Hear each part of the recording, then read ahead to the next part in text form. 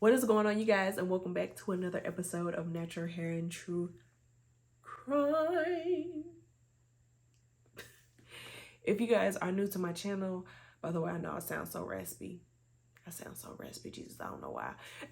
If you are new to my channel, welcome. My name is Jataia, and here on my channel, I give you guys natural hair content. I do wig reviews, and I also discuss true crime cases while doing my natural hair. So if you are interested in any of those that I just listed, I do recommend that you go ahead and hit that subscribe button as well as the notification bell. That way you can continue to be updated when I am posting new videos. Now, y'all, we are here, baby. It is March 12. Jesus, what are you talking about? It is March 2nd at literally 2:02 in the morning. Yes, and I want to say I have officially hit 300 subscribers. Y'all, first of all, I just want to say I am absolutely happy. I am grateful for each and every one of you guys who are watching my videos, who are liking my videos, commenting, all of that. I literally could not have done it without you guys. Like, I literally have genuine subscribers, and that just makes me so, I'm just so happy and so grateful. I'm just like, Jesus, you would have think a bitch is walking around with 3 million subscribers, okay? 300 subscribers. Well, I'm currently at like 309, but still, baby, are we on the road to 350, 400? I just want to say I am so grateful for you guys. Thank you so much. I love y'all so much. Anyway, I hope you guys are just doing amazing. I hope y'all are doing wonderful, even with all this crazy shit that's going on with Russia and the Ukraine. Y'all, please tell me y'all are keeping up with the news. If you're not, you need to make sure you are, because yeah, it seems like it's gonna get real, or at least as far as everything going up.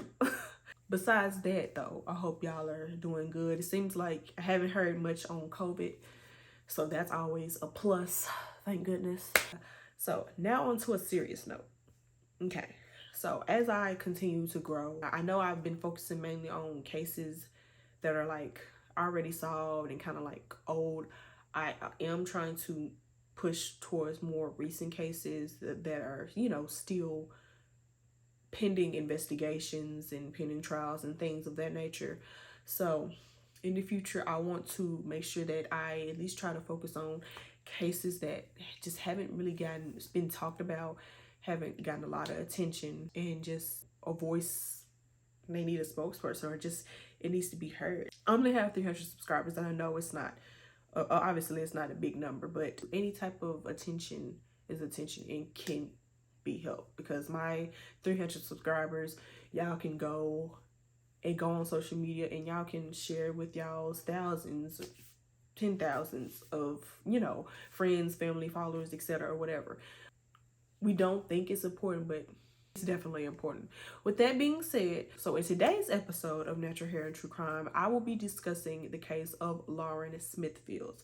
Now, I know it's already a lot of articles surrounding this case. Now, even though I say it's a lot of articles, it's not necessarily a lot of information with this case. Now, I'm pretty sure y'all have already probably heard of the case, which is absolutely fine and great. If you haven't, though, this is what basically I'm going to be discussing today. Just a little synopsis.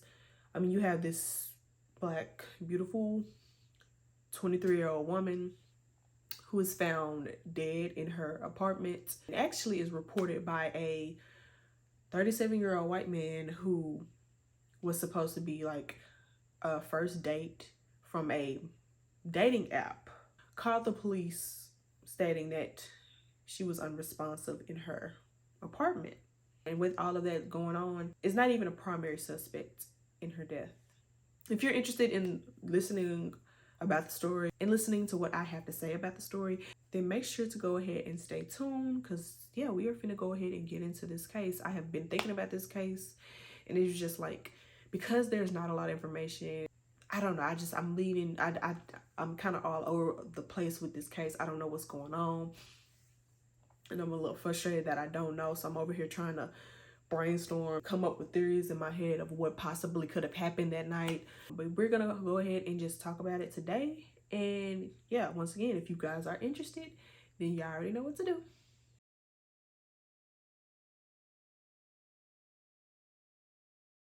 Okay, so basically, once again, I know I'm looking retarded. I always come on here looking retarded. That's okay.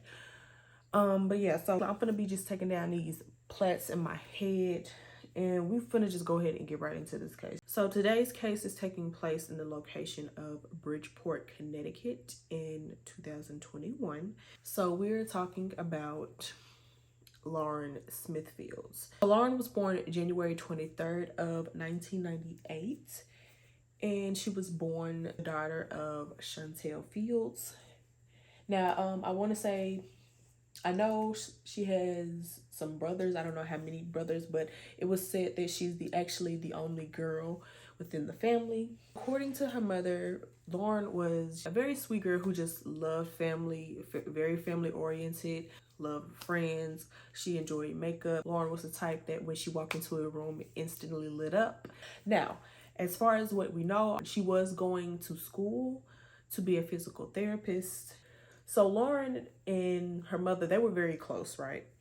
So of course I'm pretty sure they spoke every single day, and they would go on mother-daughter dates, going get their nails done and just things of that nature. So of course, they're talking on an everyday basis. So on December 12th, Lauren's mother, Shantell, she noticed that her daughter had not called her or texted her literally all day. And like I said, they talk every day. So of course, Shantell is gonna realize that something is going on here and something is off.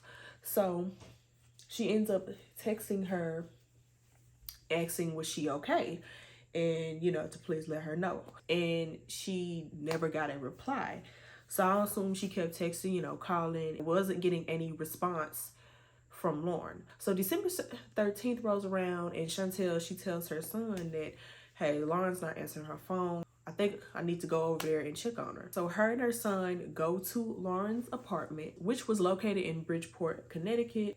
And as soon as they arrive, Shantell walks up to Lauren's door, and there's a note on her door. So she reads the note, and it says, if you are looking for Lauren, call this number.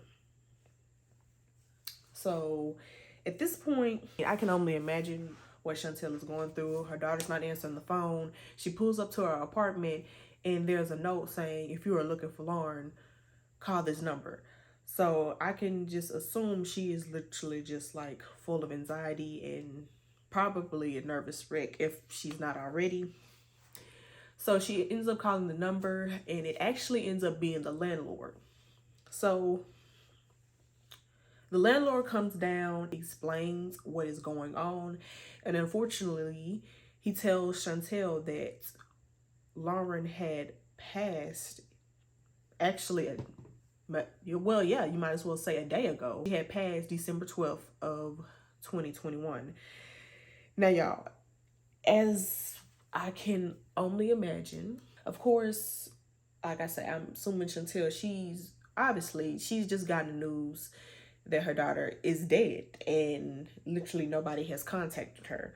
So of course, it's one thing, like, you're already trying to process that your daughter's landlord just told you that your daughter is dead. You got to process that, but now you have to literally process that you're standing here and you're finding out this information from your daughter's landlord. Why is that even the case? So the landlord ends up giving them the phone number for the detective that's basically on the case. So they call the detective, and he answers, and he basically explains what went down and how Lauren had been on a date with a man that she had literally just met on Bumble. Now, obviously I'm not going to state this name because he is not considered a suspect, unfortunately. They tell him this guy, he's a white male who's 37 years old. The detective tells them that, yeah, she was on a date with this guy, and they've already questioned the guy, and they actually already like ruled him out as a suspect because according to the article, because he seemed like a nice guy. Yeah, so the detective, they tell them that, and literally right after hangs up quick, and that's pretty much all he tells them. And they're like continuing to have to call him to see if like he's gonna come down so they can talk to him, like he can process the scene. And of course 30 minutes go by, 30 minutes lead to an hour actually leads to 5 hours, and still no contact with this guy. They're still trying to contact the detective and see what's going on. According to one of the articles, Shantell, she calls, you know, she steady calling, and it's like he's ignoring the call. He finally picks up to tell her like to stop calling him. Now, y'all. Okay, so now it just seems like right off the bat, the detective, he's not a help, or the police, obviously they're no help, considering they weren't even able to contact Shantell to let her know that her own child has passed away. And just things right now are just, they obviously are seeming sketchy just from just that little bit of information. I know some of y'all are thinking, as I am thinking, how in the world he's the last person to basically see this girl alive and he's not taken in for questioning, he's not considered a suspect. I mean, yeah, they asked question. I guess he gave his report, and what he said in the report was, it just seems, I mean, it was enough to just deem him as not a suspect. I'm gonna just call him Bumble, and I'm not gonna say his name. I'm gonna just call him Bumble from now on. I know, but yeah, so according to Bumble, he tells the police that he had actually met Lauren on the Bumble app. It seems like they had text talked a few times before they actually had met. Lauren and Bumble, I'm assuming they had set up this date, and the date was going to be at Lauren's apartment. So he said he showed up to Lauren's apartment. They ended up just drinking. He brought tequila, so they were drinking tequila, playing games, they ate, and they were watching a movie. So while they were watching the movie, Lauren's brother ends up coming over. Well, not coming inside, but like pulling up. So Lauren like goes out to see him. Now, according to Bumble, Lauren's brother came to drop off something. Oh, here we go. Came to drop off something to her. Sorry, y'all, my voice is going out. So once she comes back in from grabbing whatever her brother just gave her, she ends up going to the bathroom. Now, he says that she stayed in the bathroom between 10 to 15 minutes. So after that, she comes out of the bathroom, she goes, sits down, and now they're like continuing to watch the movie. Now, as the movie's going on, Lauren eventually falls asleep on the couch. So Bumble says he picks her up, scoops her up, and takes her to her bedroom and falls asleep beside her. He says at 3 o'clock in the morning, he gets up to use the bathroom, and he sees Lauren is, you know, fast asleep. You know, he hears her snoring, and he figures all is well, she's good. So he ends up falling back asleep. So he wakes up at 6:30 in the morning, and that's when he notices that Lauren, she's on her right side. She has blood coming out of her right nostril onto the pillow, and she seems to not be breathing. So Bumble says he calls the police. The police get there, and he's trembling, shaking, and he basically tells them what happened. So according to the police, I'm assuming, like I say, y'all, I'm just trying to figure out what went down. But I mean, I guess he was so, I don't know, cooperative, and he told police what happened. They just deemed him as not a suspect, and he was basically free to go, and that was it. So back to Shantell. So she's basically, like any parent would be, trying to get some fucking answers. Sorry, y'all, excuse my French. Basically, she's trying to get some answers. She's like, the police aren't cooperating with her. They're not telling her anything. She literally had to find out this horrendous news from the landlord. She's just, at this point, she's just like upset, as any parent would be, considering this, like, this situation. In the meantime, Shantell, like, right after they found out the news, they started packing up Lauren's apartment. Of course, just based on Bumble's story, made it seem like all they did was, you know, they had some drinks, they had alcohol, tequila, ate. That's all. That's it. I mean, besides Lauren going to the bathroom and we not knowing what she did, why it took her, you know, 10 to 15 minutes in the bathroom. Literally, all they're telling her is that they had already, like, questioned him, but they're not saying whether, like, he's like a person of interest. They're just saying, like, you know, his lawyer came and he was very cooperative. That's all they're saying. That's it. So yeah, they end up packing up, having to pack up Lauren's apartment. Now, y'all, later, after I finish taking down my hair and stuff, I'm actually going to read the police report from this case, so you can basically understand, you know, according exactly of what was written down, what happened and what was picked up. So, like, remember, once I read it, pay attention to what the detective basically says is done after they get her body and they go back to her apartment. Just pay attention. So, but yeah, so Shantell and the brother, they're finna get ready and clean up Lauren's apartment. They go to her apartment and they see some very weird things. Very strange. Well, I ain't gonna say weird. It's just some very key things that you would think should have been taken in for investigating.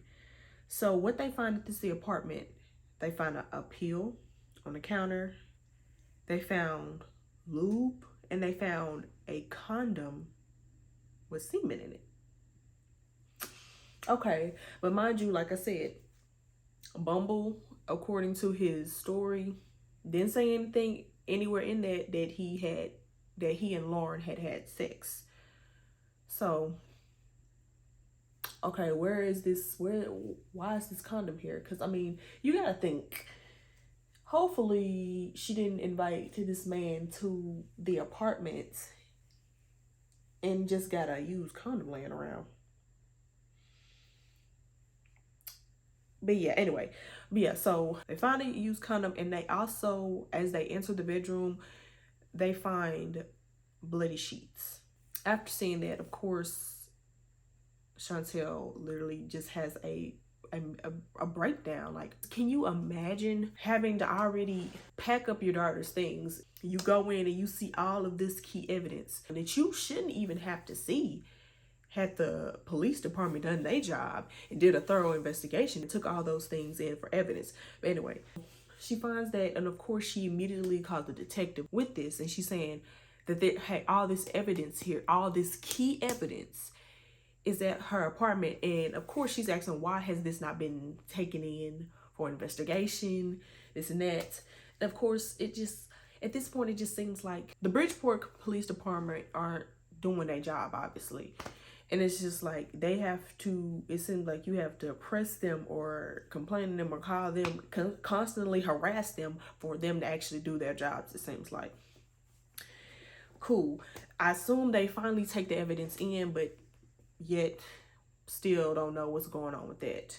So weeks go by. I mean, there's still no lead on, like, what happened. Still no autopsy report. It seems like the Bridgeport Police Department is taking their sweet ass time.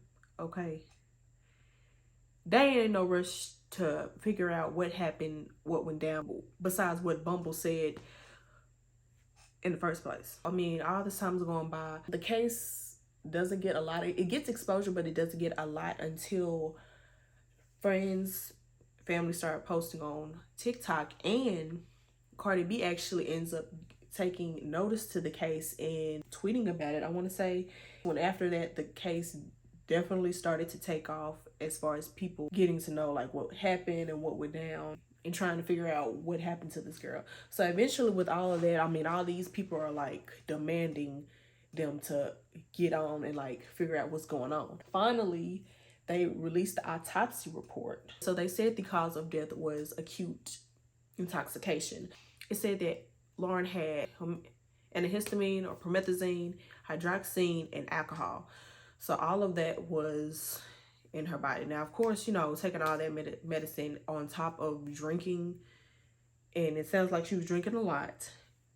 And of course, you know, the no-brainer, the fentanyl, which was probably the main key factor in her death. That is what killed Lauren, according to this report. So they get that information. Okay, cool. And you think now, finally, with that, they are able to go forward and figure out how it led to this. I mean, we understand, I guess, how it led, but for real, how did it lead to that? Honestly. So just how this case is going, and now that it has a whole lot more exposure, people are starting to like kind of like look at the Bridgeport Police Department. Well, okay, what's going on with this case? Because mind you, you got a case, this girl's dead.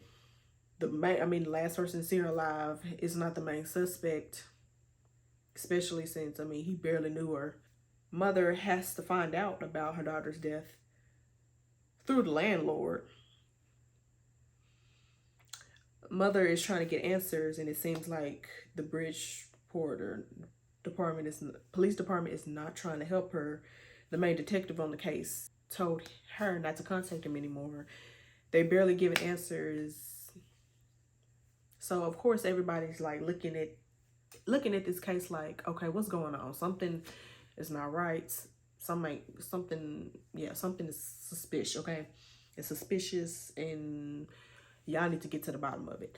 So now they end up actually suspending the detective that was on Lauren's case, as well as another detective that was actually on another case, which actually, to my surprise, which I didn't even realize until like I watched Kendall Ray's video on this case. By the way, if you haven't watched her video, make sure you go watch it. She does a good job in explaining it way better than I can. But yeah, I read when I was watching hers, I realized it was actually a whole nother murder in the exact same town on the exact same day. And I want to say it was in close proximity. Well, I ain't gonna say close, but yeah, I want to say it was pretty close. So yeah. And you know what's crazy about that case is the similarities as far as the family not being notified that the person was deceased. But anyway, those two detectives ended up being put on administrative leave for, I want to say, being like insensitive to the family, and of course not following police procedures. So yeah, got that down, which I want to say, I guess that is a big step. I'm glad, and I honestly felt like it was the help of you guys who made sure to really like keen in on this case and focus on it and give it the attention that it needed. Luckily, they were able to put another detective on the case. But we're not saying just because they put another detective on the case, we're not saying we in the clear and we gonna get answers yet, obviously. Now that was, I want to say, in January. It is currently, as I am recording this video, it is March 1st. Well, actually, I'm sorry. It's not March 1st. It's March 2nd. And there has still not been any actual further evidence, or if they got a suspect, or like just any more evidence on the investigation of how she died, per se. I mean, we know how she died, but honestly, like, how did she die, you know? So yeah, the pressure has been applied, but it's time to apply some more pressure, because now we need to figure out what happened December 12th of 2021.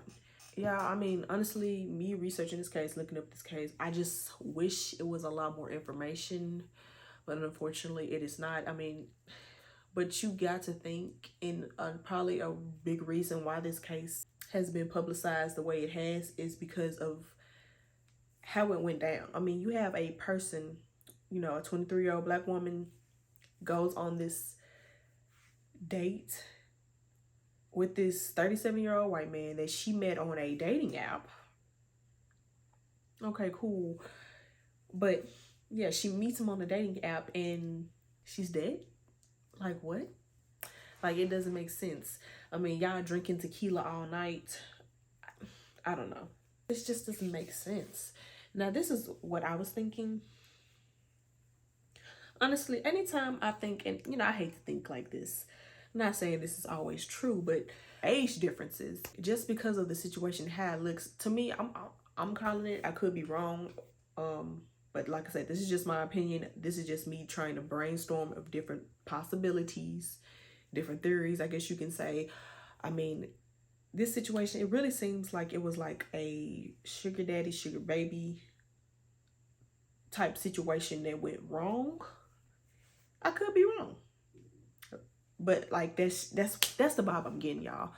Like, that's what I'm getting now. Like I say, it says he only met her one time. Okay, cool. But y'all, we're gonna have to let's just look at the facts here and just try to piece them together, because that's what I be trying to do, y'all. I promise I be trying to do that, but it just does not make sense.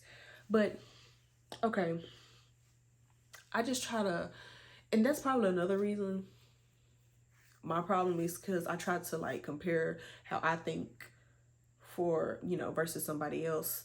But if I'm, you know, I'm using a dating app or whatever, and I decide to meet this person, this person for the first time in real life. So I decide to actually like physically meet this person. There's no way I'm going to invite this person, this stranger, because you might as well say he's a stranger. I mean, yeah, y'all text or talk or whatever, but only virtually. So ain't no way in hell I'm gonna invite this man to my house and I'm just meeting him. Like, no, I feel like if I'm going to do this dating app thing, we meet in a public place, okay? That's number one. Two, why? Okay, I don't know. Like, you know, the drinking tequila. I'm not finna be in my own home. I mind you, and I can understand why she's drinking, because the best place is, if you're gonna get drunk and get fucked up and drink, is to be at home. But there's no way I'm going to be drinking, at least to the point where I'm not gonna be able to like handle myself or like pass out with a stranger in my house. Like, this is supposed to be a date. That's what Bumble said. It was a date where they drunk tequila, they played games, ate, and watched a movie. Cool. Which, y'all, honestly, and when I hear that, I'm not saying that's not it, but I'm not gonna say that's not first date with a person you meet. But honestly, I would do that with a person that I have either already been on a date with or like close, you know. Like, that sounds like this date, in this specific date, it honestly sounds like they've met each other before. Not saying that it's true, but just the type of date they had. I mean, like, you comfortable enough to invite this man you've never met before in your home. You comfortable enough to drink in front of him and do all this. I mean, you comfortable enough to play games and watch movies and y'all chilling. And then the biggest part, which does make no freaking sense to me, this man carries you to your room, in which you fall asleep. First of all, if I'm on a date, I am going to be alert. Yeah, I'm gonna drink, but I'm gonna make sure I'm not sloppy drunk to where I can't entertain my guests. Come on now, it's a date. But he claims never had sex, but it just sounds like they've either this was the first time and this was this wasn't no date. I just don't feel like this was a date, okay? I don't think this was a date. Because honestly, with all that was stated in the report and all that was found, knowing that, you know, they were saying they were playing games, they were drinking, did they find, okay, what games were they playing? Like, I'm asking discreet, like, specific questions. I'm trying to be as detailed as possible. Like, what games did y'all play? What movie did y'all watch? How long was the movie? Exact when? Those are the questions I'm asking. But anyway, but yeah, so you mean to tell me y'all don't know each other, and you pick her up and take her to her room and you fall asleep beside her? That's not happening, first of all. For one, like I say, you're not even gonna be there in the first place. But if there's like just a scenario where it happens, I'm not gonna fall asleep with a stranger in my house. Call it what you may, he's a stranger. You're meeting him for the first time, he's a stranger. Don't care if you've already met him virtually or whatever, he's a stranger, okay? The only time you would be just comfortable, either like you just way too comfortable doing this, or you already knew him. Okay. Cause you mean to tell me he, like, and y'all, let's just be honest. What person you just not knowing, what dude, man, you going on a date with, this is the first date. Yeah, he's at your home or whatever, but what man is gonna carry you to your bed to let you sleep? You know, make sure you get the bed all nice and you sleep. What man is gonna do that? A man that you just meet for the first time? And I'm just thinking, that don't sound sketchy to them. Me as a police officer, he's telling me the story. I'm like, okay, we don't know why you're here in the first place. I mean, come on, she's 24 years old. Not saying that you can't date, a 24 and a 37-year-old came, but what possibly do y'all have in common, besides if y'all doing some type of business? Anyway, so you thought it was okay to take her to bed and then sleep beside her. Wake up. Because at this point, even if I'm going to somebody's house and I'm a guest or whatever, I'm dating, this is the first date. If we not, I'm sorry, I'm not staying the night. Well, I guess because he was drunk and he wasn't comfortable. But this is the thing, I'm sleeping on the couch, okay? It's just so much with this case that just don't make sense. Like, it don't make sense. It don't make sense, Jesus.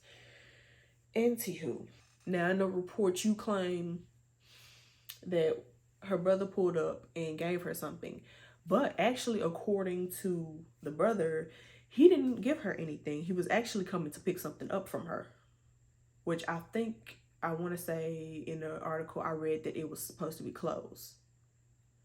Because I didn't mention that, y'all. Before they could even, I guess, like go down to the station or act, figure out what's going on. They basically, the police department made an ultimatum that they weren't going to basically tell them anything if, I guess, the brother didn't come down or the family didn't come down to be like, basically, I think they want to say test for DNA type shit and all this. I mean, honestly, going back to the police, they just obviously did not do their job, because even after the autopsy report, as soon as you found out what was in her system, fentanyl being a main factor, you not automatically calling an investigation on that. Nothing in you's like, okay, yeah. Not saying it's foul play, but we need to do a thorough, actual, legit investigation to see how this happened. I mean, it's just too coincidental. She has a date night or whatever with a man she's meeting for the first time, quote unquote. This is the first time the meeting. It's just such a coincidence that she ends up overdosing or whatever. Like, no, I'm sorry, it just does not make sense. But like, let's just go into what they found in her system. So they claim they found hydroxyzine and like basically antihistamine or whatever, and I want to say they were stating that it was like prescribed to her. Okay, All right, so we're gonna take that into consideration. They found alcohol in her system, obviously, of course, because he claimed they had been drinking that night. Cool. But where's the fentanyl coming in? And this is what I'm not understanding right here.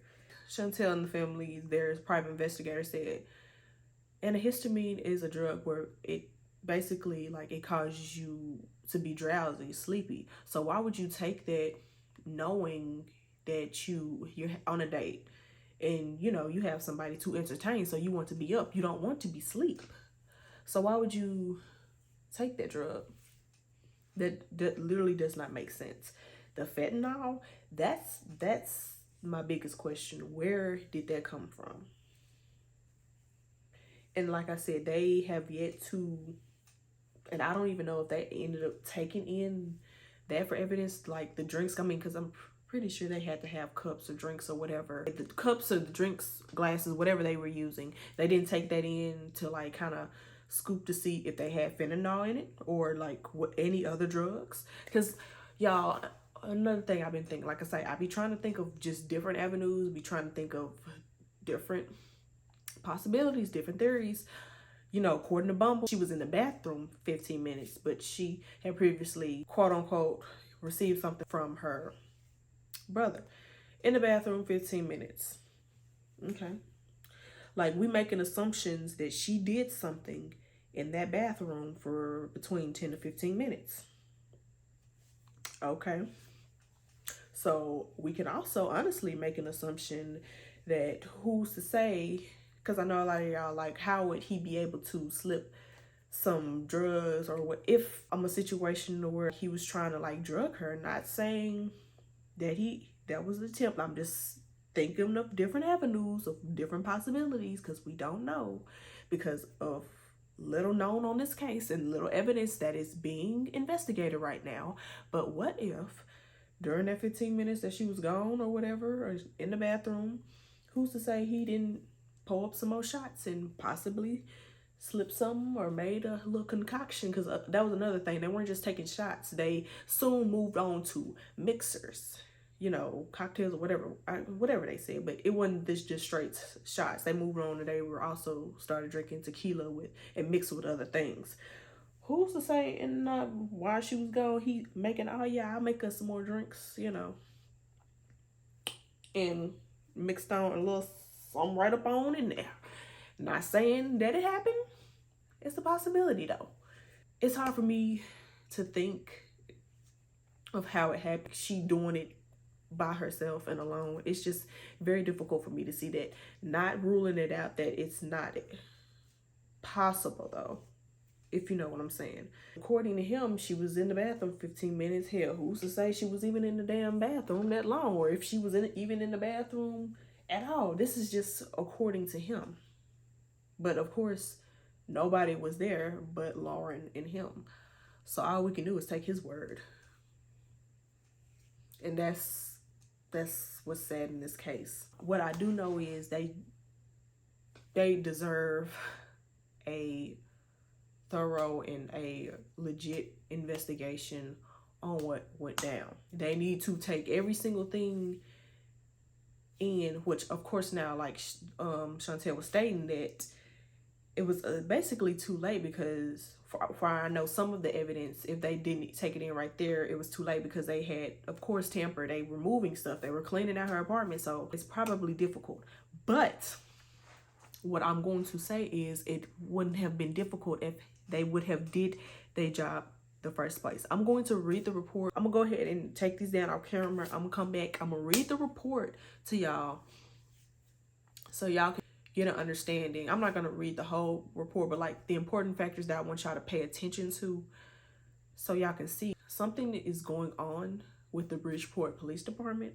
I don't know what it is, like if they just lazy and don't want to do their job. I don't know if it's like racial things involved. I don't know what's going on. I just know something is up and it needs to be nipped in the bud. Okay. But yeah, I will be right back. Okay, y'all, so I'm finally done with my hair. I just took it down. I know it's looking rough. I ain't fluffed it out all the way, but I will. really not worried about my hair right now. I'm really just worried about getting into these oh, Jesus, facts and reports. So this is the report, the police reports on the case. And once again, I'll make sure to link this in the description box so y'all can read up on it and look over it for yourselves. So just looking at this report, so it basically, of course, it has the incident date, which is December 12th, 2021. The time is 6:34, I'm assuming, in the morning. So the date of report, so the time of the report, they said is at 11:29. And the investigating officer is Carla F. Ramel, which is a patrol officer. At the top, it has like the status code, and it's like the name. So it has Lauren, Bumble, and it looks like, I want to say this is the landlord.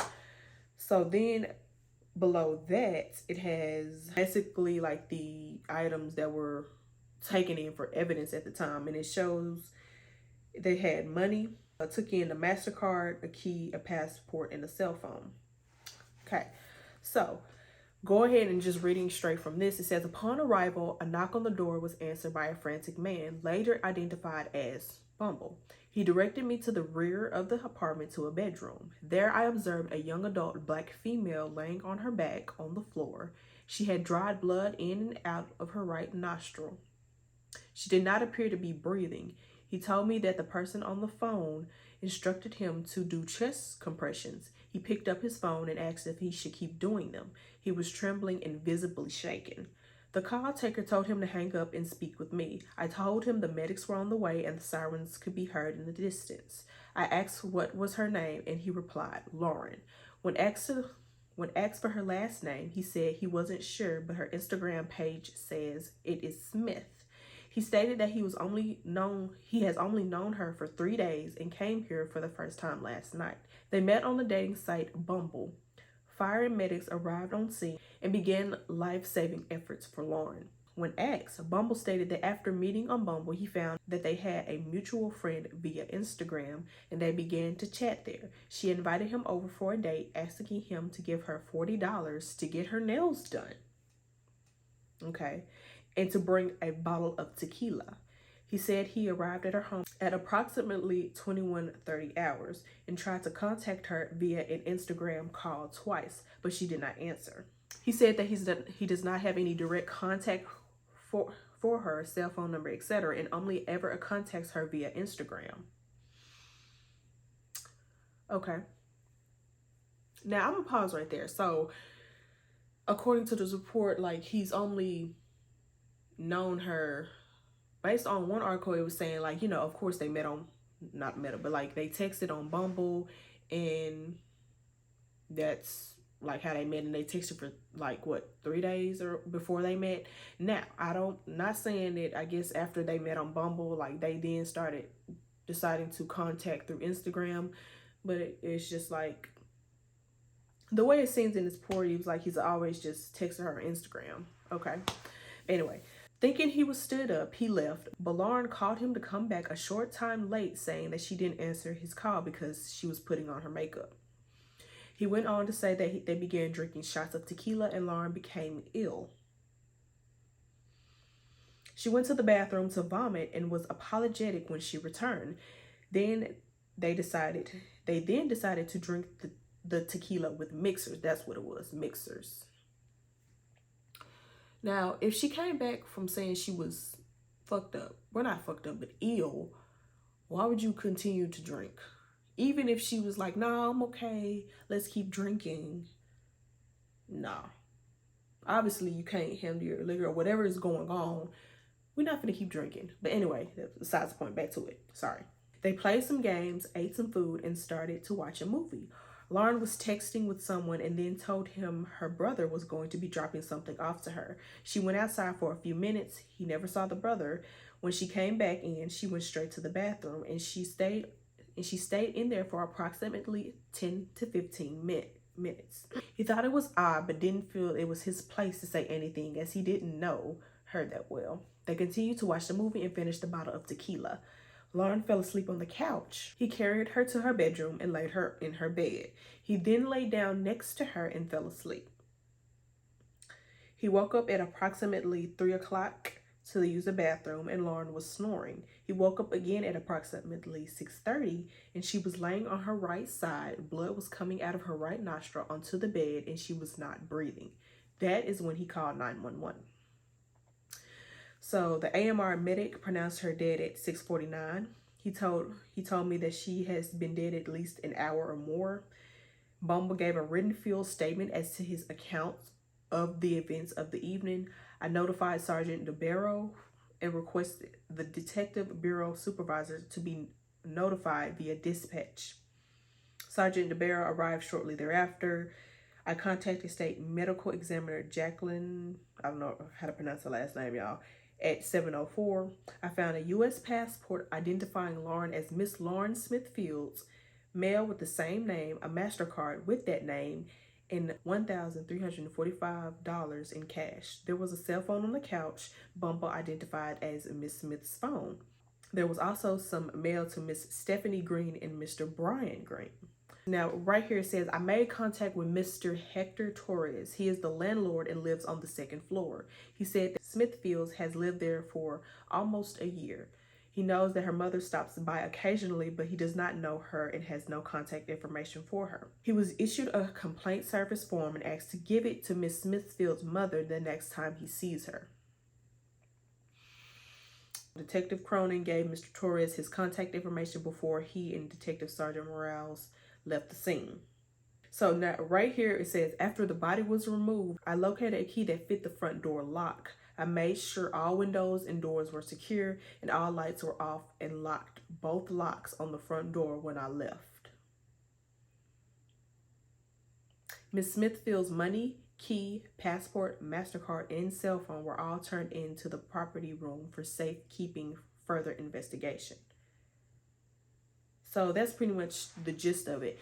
Now, the part where he was explaining what Bumble said about him bringing like tequila and $40 so she can get her nails done. Okay, you know, this is supposed to be your first date. What is going on to the point you think you comfortable asking this man for $40? And he never specified if he gave her the $40 or not. Like I said before, I mean, I don't know if there's just a situation where, you know, it was just a sugar daddy, sugar baby thing gone wrong or what. I don't know. Like I say, it's just a theory, my opinion. Moving on. So now on to the point where, as far as the sergeant, the investigators, first of all, and they even said in the statement they gave, basically was telling Torres, the landlord, to put the paper, I guess, or contact whenever you see her mother to let her know. Why couldn't y'all contact? I mean, y'all had this girl's information. Y'all already identified this person. So you know it's not hard to get in contact. I mean, y'all, with the technology y'all have, come on now. It's not hard to get in contact with her mother. Why would you leave that, a responsibility like that, to the landlord?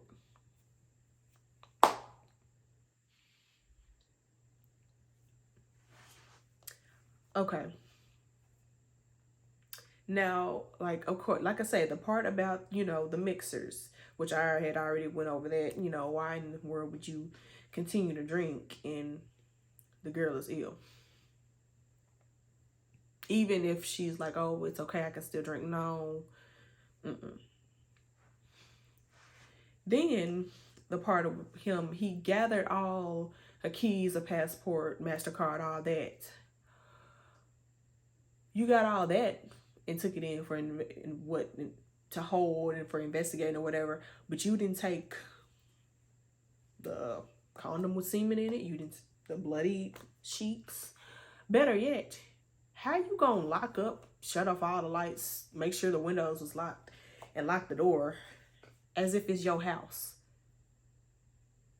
That needs to be taped off, don't you think, for investigation?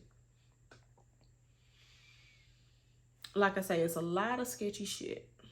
It's a lot, and unfortunately, it's only two people who know what went down.